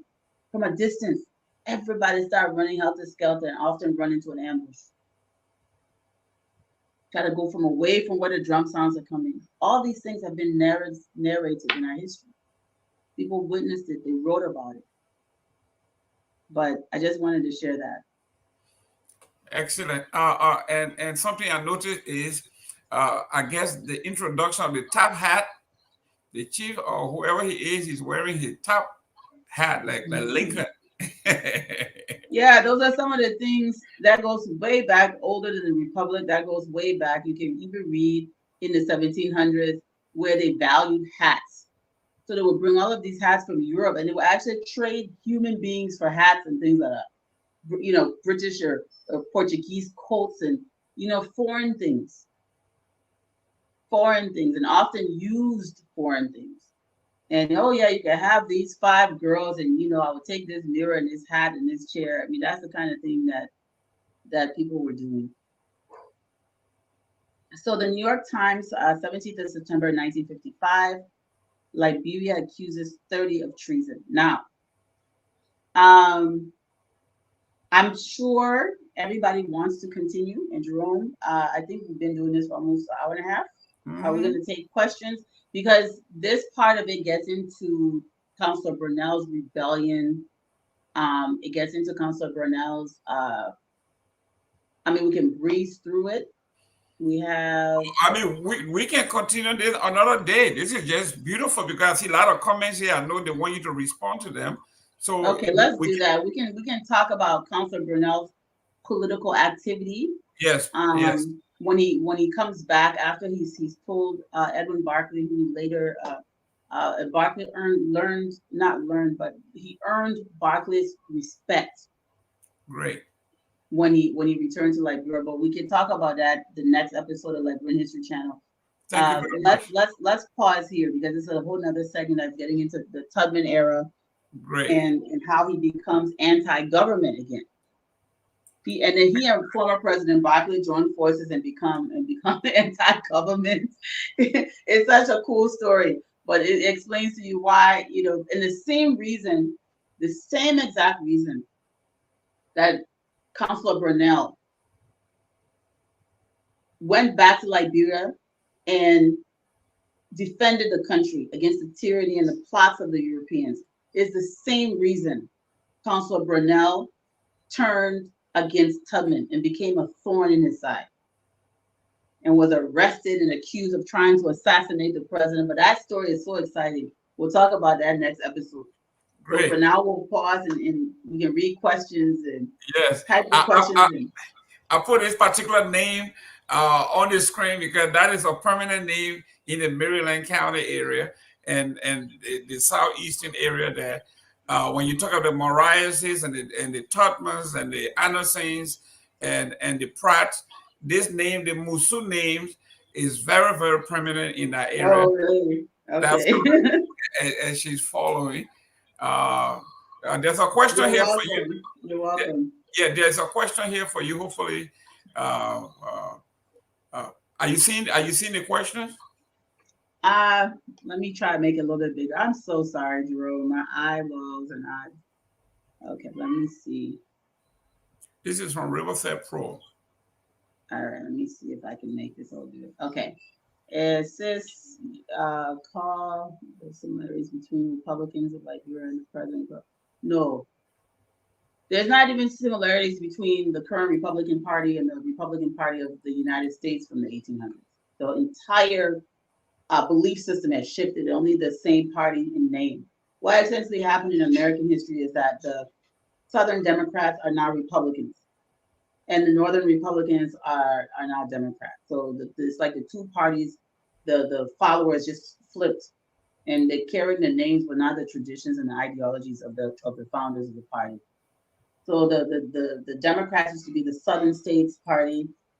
Now the Republicans are the party of the Southern states and not the Northern states. And so basically the descendants of the slaveholders who used to be Democrats are now Republicans and they're calling themselves red states and they're, anti-immigration and they're, it's just all mixed up. So the answer to the question is no. Even the Republican Party isn't what it was 100 years ago.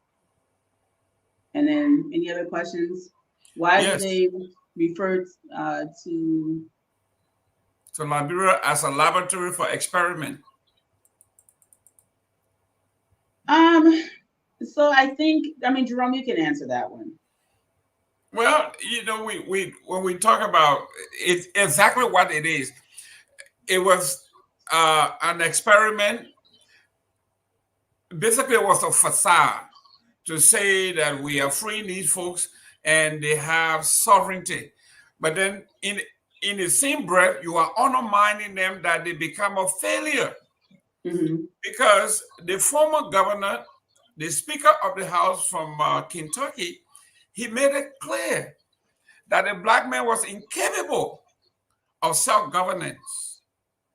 That Speaker of the House. They made a proclamation. They made a proclamation, a racist proclamation. And anytime Liberia excelled, they did everything they could do to break it down. So If you watch all of the episodes of the History Channel, almost every episode is a testament to triumph in the presence of tremendous odds and the sabotage and backlash that comes after.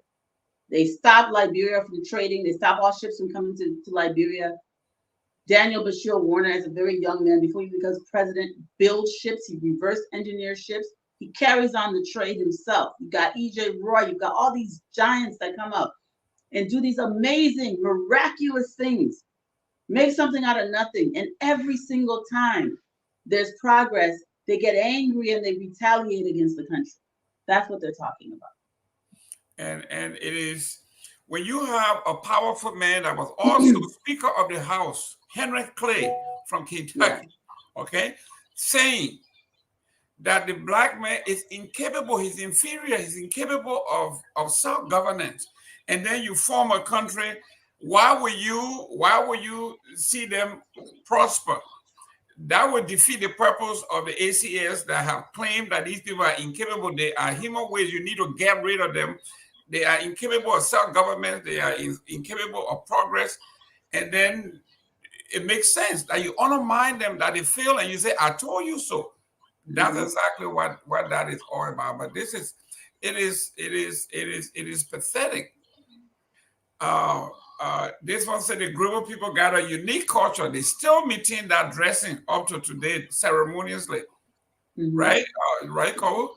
They do, and they hold that tradition. And it was, anyway, we'll talk about that next week. Let's see, any other questions? We've got the it says, who gave Firestone the power to take the people's land? The leaders of the time are who? I would ask you to watch. There's an episode of Liberian History Channel called Forced, Forced. It's about Firestone and Fernando Po. I would advise you to watch that show. Firestone was basically forced upon the Liberians. The government, nobody really had much. Well, you can watch it and determine for yourself, but the explanation is very thorough to that question. Essentially, the short answer is nobody gave Firestone anything. Firestone basically took possession of lands through coercion. So Kru people have been troublemakers. Let's move from here, man. Let's go to the next slide. I'm not going to answer that question. You're saying that's a joke. No, Kru people have not been troublemakers. Some of our greatest leaders are big crowd. Yeah. Somebody just comment and I read a piece where they say peace were in heaven until the Kru people arrived. Sentiment. But it goes back to that tradition. They're not the obedient ones, right? They're coming from culture of autonomous towns. You have no higher power to answer to. They're coming from a culture of autonomous towns. This one looks like it's for you, Mr. Gaiman, Jerome Gaiman. You the Bassa people were the highest victims of slavery. We were shipped I think he's saying in large quantities. This is why there are more Bassa America. That's not accurate, my brother Riverside Pro, Abraham. That's not actually accurate. We don't really have a way of knowing statistically what group was sold in greater numbers. And even though the systems that we have where we can track where the people came from, whether the slave ships picked up people along the Bassa coast, the Kru coast, all these places, they were mixed up ethnic groups. We had, all kinds of people, and Jerome and I did an episode on that. So I don't think that's true. And most of the repatriated people who knew their so-called tribe or ethnic group, most of them were actually Gola and Kisi and those kinds of ethnic groups, Mende, most of them. And then you have some that knew that they were Igbo or Abado and things like that. I'm not even aware of a single person who was repatriated who was Bassa. The so-called Congo Bassa people are really just Bassa people who were educated and westernized early on, even before the republic became independent, like President Howard family, people like that. So that's a complete, just that's not correct. Next one is it an act of treason to disenchant to file a complaint with the international community despite the position? It is an act of treason for you to not exercise the legal processes and systems as presented by your laws of your country. We are a sovereign nation, and if you're an elected official, you have a Supreme Court. If you have exhausted that, the next step is for you to go to ECOWAS. If you've exhausted that, you've got the African Union, you've got the United Nations. You cannot go to an individual country's embassy. That is the problem. And what has warranted this? If you have an issue, why are you circumventing the mechanisms of your country? Then why did you buy, if you don't believe in the mechanisms of your country, why did you run for office? Why are you sitting in one of the most powerful positions of the country and not exercising your power? Why are you going to an individual country to exercise their power upon your country? It makes no sense. You're part of so Cabinet Janet, Councilor Cabinet Janet, Supreme Court Justice Janet was wronged by the very Liberian Senate. Both Conga and Lawrence, all of these people, I'm sorry, Senator Lawrence and Dillon and all of these people, Saw Joseph, all these people were in the Senate when they unlawfully and unconstitutionally impeached Justice Janet. Justice Janet did not go to the American embassy or to the French embassy or the Chinese embassy. You know why? Because he's a lawyer, because he knows better, he knows the laws of the country. He went to the Supreme Court first. Supreme Court didn't do the right thing. But he knew they weren't going to do the right thing, but he did it because that's the legal process. And when they failed as he expected them to, unfortunately, he then went to ECOWAS, which is the next step. And ECOWAS said, hey, Liberia, you violated your own laws. What are you doing? They ruled in his favor. That's on historic record for infinity. Our great-great-grandchildren will know that Counselor or Justice Kabinajana was unlawfully impeached because he went through the correct process, because he understands the law. This is why you empower educated people. You empower people who understand the law.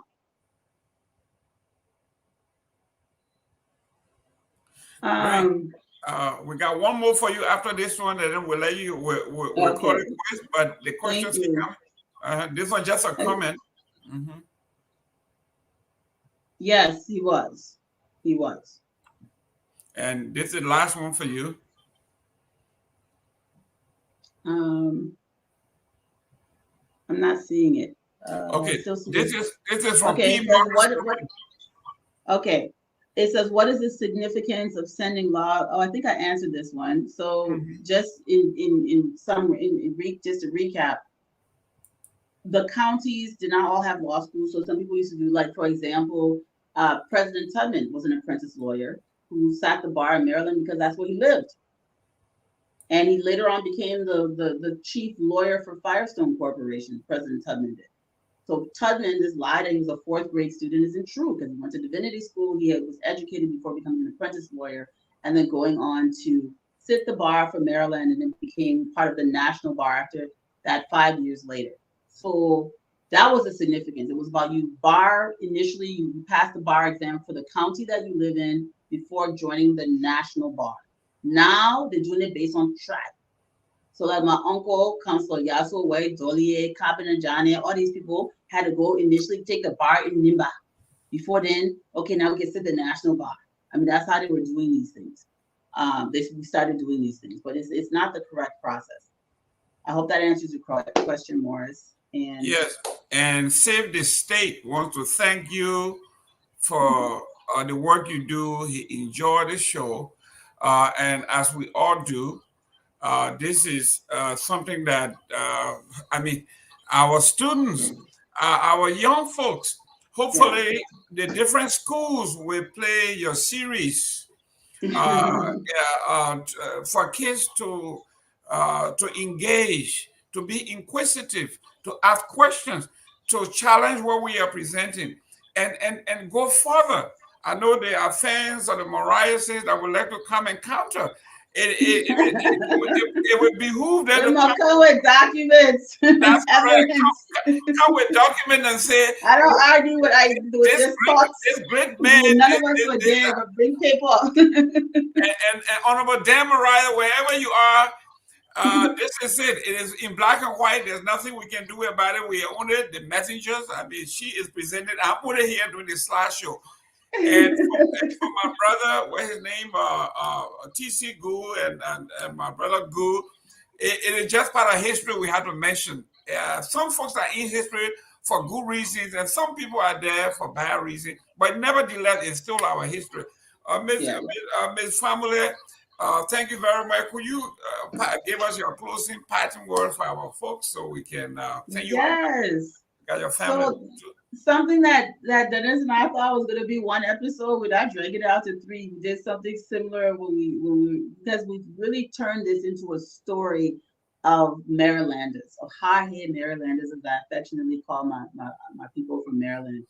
The high-head troublemakers, and I think you all thoroughly understand why. But next week we are going to really get into, the story of next week we're really going to get into the story of Cllr Brownell and how he interacted with President Tubman, the plot to supposed plot to assault or assassinate Tubman, and we'll talk about how he concluded his political career with the right riots during the Cllr era. So thank you all so much for watching. Please tune in Wednesday evening. We'll conclude on Wednesday at 7 p.m. Thank you all so much for your time. Oh Lord, ladies and gentlemen, this is all your history lessons, all your if you didn't get the civic lessons from other places, this is it. It is on YouTube. She has it. You can download. I mean, you can go back as far as maybe a year or two, if I'm not mistaken, and you can just click on any series, download it. If you want to show it to your class, if you want to just you want to invite her to come and do it, she's available. You can work her schedule, but this is valuable. These are things that like everybody blame it on the Civil War. Now that all of our history is gone, and that's not true. Yes, a lot of them are gone, but this woman has been researching this from all the Library of Congress, you name it. If you need a series, you need a particular one, contact her. But ladies and gentlemen, thank you very much for tuning in. We look forward to next Saturday, where it's going to be riveting, it's going to be challenging, it's going to be fun. You're going to learn a lot. As usual, we close our song by saying we are all Liberians, whether you from Maryland, Lo-Fi, Grand Bassa County, we are all Liberians. Thank you very much for your show. God bless. We are Liberians. Liberia is our home. Liberian people.